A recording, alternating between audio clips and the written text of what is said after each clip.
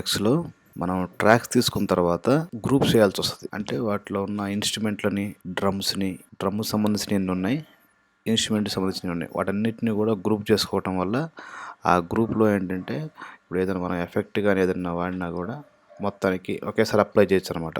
అందువల్ల గ్రూప్ చేస్తారు. ఇప్పుడు మనం ఆ గ్రూపు ఎలా చేయాలంటే ఫస్ట్ మనం ఏమేమి గ్రూప్ చేయాలనుకుంటున్నామో వాటిని సెలెక్ట్ చేసుకోవాలి.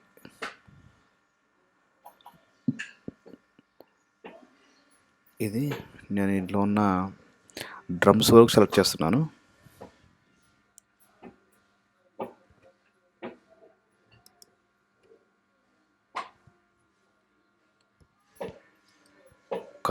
కమాండ్ పట్టుకొని ట్రాక్ మీద క్లిక్ చేయాలి.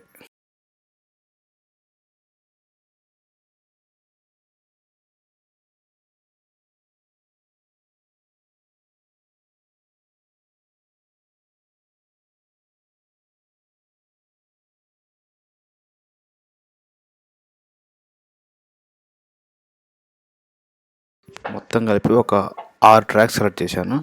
ట్రాక్స్ సెలెక్ట్ చేసిన తర్వాత రైట్ క్లిక్ చేయాలి. కంట్రోల్ పెట్టుకొని రైట్ క్లిక్ చేసినప్పుడు ఇక్కడ క్రియేట్ ట్రాక్ స్టాక్ అనేది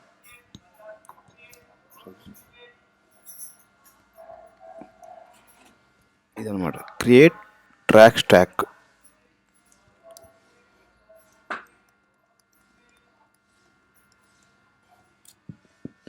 అది క్లిక్ చేయాలి. క్లిక్ చేసినప్పుడు సమ్మింగ్ స్టాక్ అని వస్తుంది.